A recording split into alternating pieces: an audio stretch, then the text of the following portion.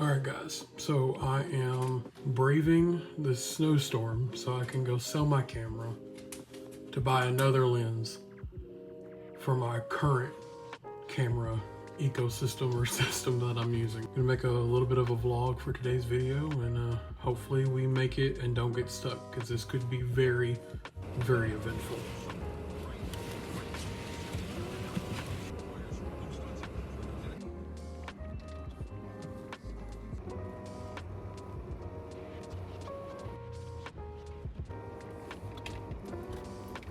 All right, just got back in the car, sold the camera, sold the lens.